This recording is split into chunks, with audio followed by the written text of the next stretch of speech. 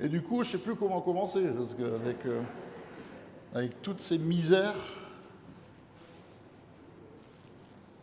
si peut-être nous rappeler que nous sommes invités ce matin à nous souvenir comme on y a été invité toute cette semaine, depuis dimanche dernier. Alors c'est vrai que le dimanche des rameaux dans notre village ici à Dimringen, c'est un peu compliqué parce que c'est le dimanche des confirmations. Donc on ne célèbre pas tellement les rameaux, mais c'est quand même le début de la semaine de la passion de Jésus, le début de la semaine sainte. Et tout au long de cette semaine, on se rappelle de tout ce qu'il a fait pour nous, tout ce qui s'est passé en quelques jours. Et je voudrais vous le redire ce matin, c'est tellement redit dans la parole, c'est tellement redit dans les évangiles qu'il faut qu'on se souvienne. Dimanche dernier, on l'a entendu, c'est Jésus qui entre à Jérusalem, monté sur un ânon, et la foule l'acclame et le reçoit, la même foule qui va crier quelques jours plus tard « Crucifie-le », c'est les mêmes gens, hein. Il n'y a pas une partie de la population qui est sortie de la ville et une autre qui est rentrée pour crier crucifix. C'est les mêmes gens qui vont crier cette chose terrible. Mais il est écrit dans l'évangile de Jean que sur le moment, les disciples, ils n'ont pas compris ce qui se passait, mais ils se sont souvenus, après la résurrection de Jésus, que toutes ces choses ont été écrites à son sujet. Et plusieurs fois, c'est redit dans la parole. Par exemple, quand Pierre renie Jésus et que le coq chante et que Jésus sort de la maison de Ponce Pilate où il a été condamné à mort et qui regarde Pierre, à ce moment-là, Pierre s'est souvenu que Jésus lui avait dit « Avant que le coq chante 2 fois, tu m'auras renié 3 fois ». Donc il y a une importance capitale pour nous, année après année, de nous souvenir. Et vous savez pourquoi ? Parce qu'on risque d'oublier. On risque d'oublier. Et du coup, il faut qu'on se souvienne, il faut qu'on se rappelle. C'est un peu comme les lettres de relance que vous recevez des impôts quand vous avez oublié de payer votre facture de poubelle ou d'assainissement ou autre chose, hein. On vous relance pour que vous y pensiez. Eh bien, ce matin, moi, je vous relance et je vous redis, rappelez-vous de ces choses, rappelez-vous de ce que Jésus a fait. Alors, c'est vrai qu'il y a des gens qui disent tous les ans, c'est la même histoire, tous les ans, c'est la même chose. C'est vrai. Mais je rajoute 2 choses. La première, c'est qu'on n'est pas obligé de ne venir que le vendredi saint ou le dimanche de Pâques. D'accord ? Il y a d'autres textes qu'on entend tout au long de l'année qui nous apprennent plein de choses sur la vie de Jésus, mais aussi sur notre manière de vivre en tant que chrétien dans ce monde. Et puis la deuxième chose, c'est plus important que la première, c'est que la mort et la résurrection de Jésus, c'est quand même, qu'on le veuille ou pas, l'événement spirituel, hein, parce que pour le monde, ce n'est pas toujours clair, mais l'événement spirituel le plus important de toute l'histoire. De toute l'histoire. Parce que ça a bouleversé le monde et ça a bouleversé nos vies. Et que tout change à partir de ce jour où Jésus meurt sur la croix, couronné avec des épines, les mains transpercées par les clous, vêtu de son habit de... Alors nous on dit son vêtement d'autorité, hein, même si les soldats romains se sont moqués de lui et se sont partagés ses vêtements, et qu'il a tenu le roseau dans sa main comme le sceptre d'un roi. Christ a tout changé à partir de ce moment-là. Ou alors tout peut changer pour nous ce matin. Moi je le crois, que tout peut changer pour nous ce matin, au travers de cette histoire. Donc nous sommes invités à nous rappeler, nous sommes invités à nous souvenir. Et je voudrais lire ce texte, l'Évangile, puisqu'il nous est proposé aujourd'hui, au chapitre 27 de Matthieu. Arrivé à un endroit qui s'appelait Golgotha, ce qui veut dire le lieu du crâne, ils lui donnèrent à boire du vinaigre mêlé de fiel, et quand il l'eut goûté, il ne voulut pas boire.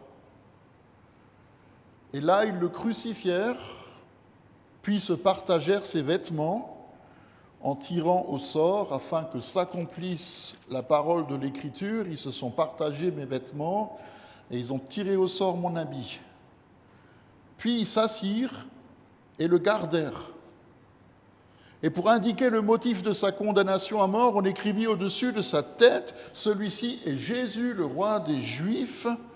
Et avec lui furent crucifiés 2 brigands, l'un à sa droite et l'autre à sa gauche. Les passants l'insultaient, ils secouaient la tête en disant, « Toi qui as détruit le temple et qui le reconstruis en 3 jours, sauve-toi toi-même. Si tu es le Fils de Dieu, descends de la croix. » Le chef des prêtres, avec les spécialistes de la loi et les anciens, se moquaient aussi de lui et disaient, « Il en a sauvé d'autres, il ne peut pas se sauver lui-même. Qui descende maintenant, s'il est le roi d'Israël, qui descende de la croix, et nous croirons en lui. » Il s'est confié en Dieu, que Dieu le délivre maintenant puisqu'il l'aime. En effet, il a dit, « Je suis le Fils de Dieu. » Les brigands crucifiés avec lui l'insultaient eux aussi de la même manière, et de midi jusqu'à 3 heures de l'après-midi, il y eut des ténèbres sur tout le pays. Vers 3 heures de l'après-midi, Jésus s'écria d'une voix forte, « Élie, Élie, lama sabachthani », ce qui veut dire, « Mon Dieu, pourquoi m'as-tu abandonné ?» Et quelques-uns de ceux qui étaient là, qui l'avaient entendu, ils disaient, « Il appelle Élie maintenant ». Aussitôt, l'un d'eux courut prendre une éponge qu'il imbiba de vinaigre, il la fixa à un roseau, lui donna à boire. Mais les autres disaient, « Mais laisse, on va voir si Élie va venir le secourir. » Jésus poussa alors de nouveau un grand cri et rendit l'esprit. Et voilà que le voile du temple se déchira en 2, depuis le haut jusqu'au bas. La terre trembla, les rochers se fendirent, les tombeaux s'ouvrirent, et les corps de plusieurs saints qui étaient morts ressuscitèrent. Et étant sortis des tombes, ils entrèrent dans la ville sainte après la résurrection de Jésus, et ils apparurent à un grand nombre de personnes. À la vue du tremblement de terre et de ce qui venait d'arriver, l'officier romain et ceux qui étaient avec lui pour garder Jésus furent saisis d'une grande frayeur. Et ils dirent, « Cet homme était vraiment le Fils de Dieu. » Est-ce qu'en regardant la croix, nous pouvons dire la même chose? Alors, je vous rassure, Jésus n'est plus dessus. Mais est-ce que nous pouvons dire de la même façon que le centenier romain dit « Celui-ci était vraiment le Fils de Dieu », est-ce que nous pouvons dire la même chose? Il était vraiment le Fils de Dieu. Et comme je pouvais prêcher des heures sur ce texte, que je ne vais pas le faire, il y a tellement de détails, tellement de choses à dire. Je voudrais juste partager avec vous 3 points. Trois choses qui se passent quand Jésus meurt. Premier, c'est que les ténèbres couvrent la terre. Moi, j'ai fait le calcul. Depuis le moment de sa naissance jusqu'au moment de sa mort, le soleil il s'est levé à peu près 12 000 fois sur la vie de Jésus depuis sa naissance. Et le soleil, il a accompli 12 000 fois ce pourquoi il a été créé, c'est-à-dire apporter de la lumière et de la chaleur. Et ce jour-là, le vendredi saint, le soleil se couche avant l'heure. Ce jour-là, je vais le dire comme ça, Dieu, il a éteint la lumière. Dieu éteint la lumière. Quand Jésus naît à Bethléem et qu'on le met dans une étable, il y a une étoile resplendissante qui brille dans le ciel. Quand Jésus meurt, la lumière est coupée et les ténèbres descendent. Pendant 3 heures, les gens sont obligés d'allumer des bougies ou des lampes à huile pour s'éclairer et ils ne comprennent rien.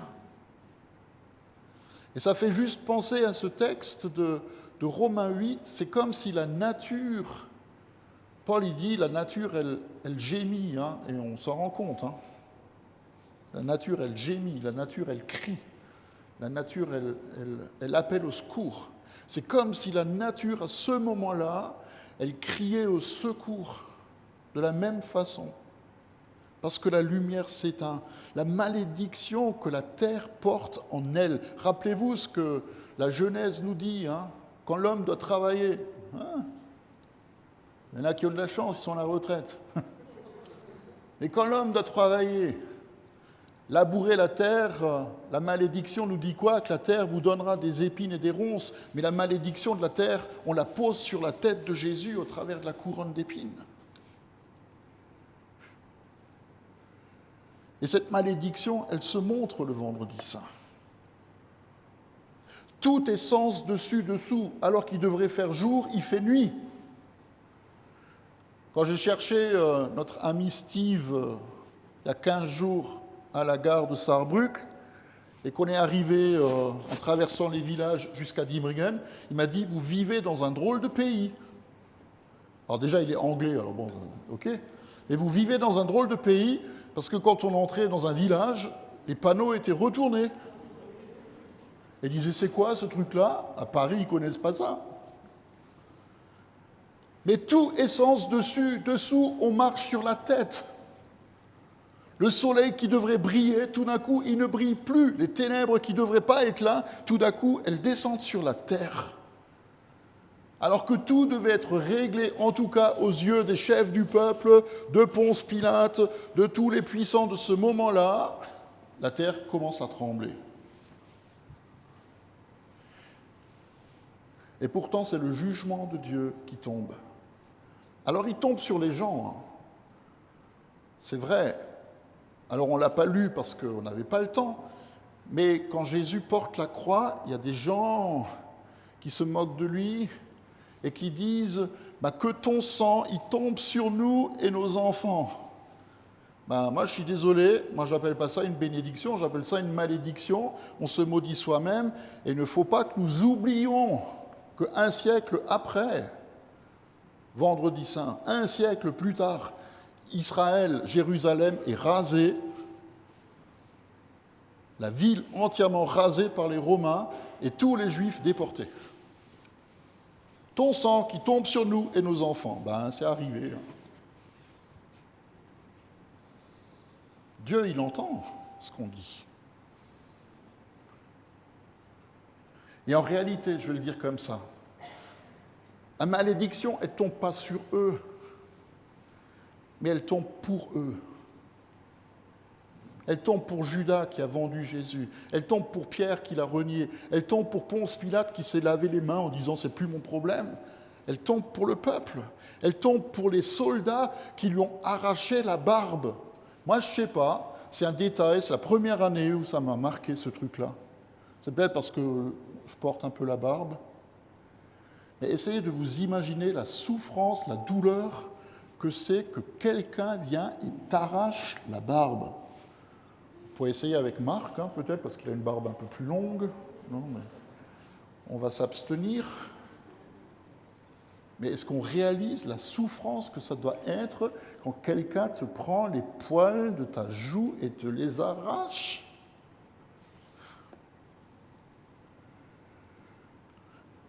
La malédiction, elle tombe pour le peuple qui crie « crucifie-le ». Et le jugement de Dieu, il tombe pour eux en leur faveur. Parce que le jugement est tombé sur Jésus. L'événement le plus extraordinaire de toute l'histoire. Il a tout porté, tout, et il nous a tous portés à ce moment-là. La malédiction de la terre, elle est enlevée à ce moment-là. Le mal sous toutes ses formes, et même la mort qui en est la conséquence, elle se manifeste autour de la croix, à côté de la croix, sur la croix.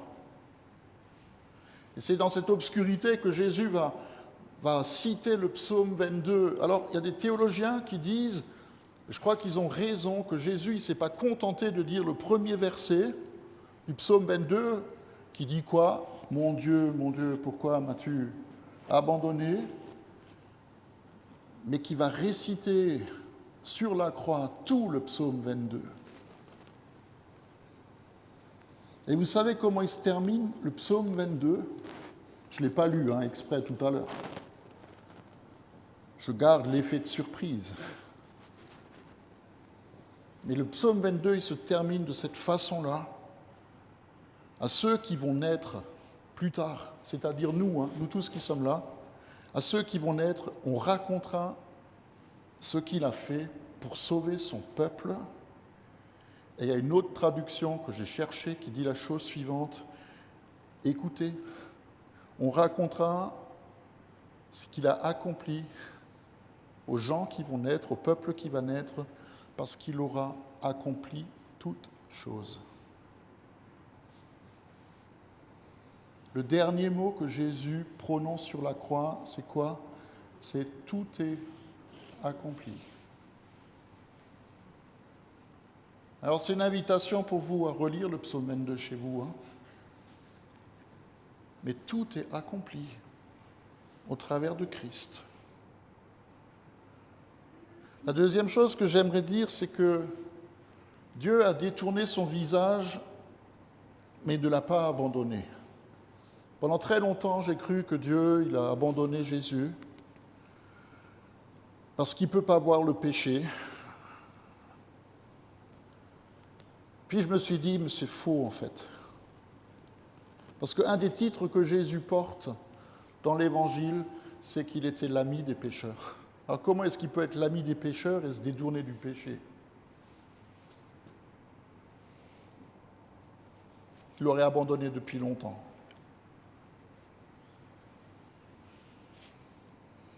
Si Dieu se détourne, c'est pour une raison que nous connaissons aussi quand l'un des nôtres, un de nos bien-aimés souffre. C'est qu'on ne supporte pas la souffrance. Moi, je suis persuadé que le père qui voit son fils souffrir, il se dit à lui-même, si seulement je pouvais prendre ta place. Et c'est Ésaïe 53 qui se manifeste à ce moment-là. C'est pour nos péchés qu'il a été blessé, brisé pour nos fautes. Il y a des gens qui pensent que Dieu les a oubliés ou que Dieu ne leur parle pas. Moi, j'ai juste envie de leur dire ce matin, mais rappelez-vous Vendredi Saint et rappelez-vous Pâques, parce que Dieu ne parle jamais autant qu'en ce jour-là. Même s'il ne prononce pas des mots, encore que Jésus les prononce. Mais Dieu parle ce jour-là, Dieu parle en ce vendredi. Le soleil s'obscurcit, les ténèbres viennent, le rideau du temple se déchire, la terre tremble, il y a des tombeaux qui s'ouvrent. C'est la première fois, depuis très très longtemps, qu'on lit ce texte. Et pendant très longtemps, on ne l'a pas lu. Vous savez pourquoi ? Parce qu'on ne sait pas quoi en faire. On ne sait pas quoi en faire. On n'arrive pas à imaginer que la terre tremble. Généralement, quand la terre tremble, il y a des gens qui meurent sous les décombres. Là, la terre, elle tremble, il y a des morts qui ressuscitent. Il y a des tombeaux qui s'ouvrent et des morts qui vont se promener à Jérusalem quand Jésus est ressuscité. Alors, si vous arrivez à l'expliquer, vous venez me voir. Mais la puissance de la mort, elle est vaincue à ce moment-là. C'est extraordinaire. Et puis la troisième chose que je voulais partager avec vous, c'est que quand Jésus meurt, la première chose qui se passe, c'est pas que les femmes ou les soldats romains vont le décrocher et les femmes l'emmener au tombeau, mais la première chose qui se passe, c'est que le rideau du temple, le grand rideau qui couvrait, qui séparait le lieu très saint, le lieu de la présence de Dieu, le rideau de ce temple, il se déchire, de en haut jusqu'en bas. Ça veut dire quoi pour nous ? C'est que l'accès, il est libre. Autrefois, Dieu, il disait « Ne m'approchez pas, car je suis saint ». Aujourd'hui, à partir de ce moment-là, Dieu, il dit « Venez à moi ». Venez à moi. Et c'est une invitation pour nous aussi ce matin, c'est venir à lui. La route, elle est ouverte. La porte, elle est ouverte. Nous n'avons plus besoin de payer pour toutes les bêtises que nous faisons. Ce matin, il n'y en a aucun de vous qui est venu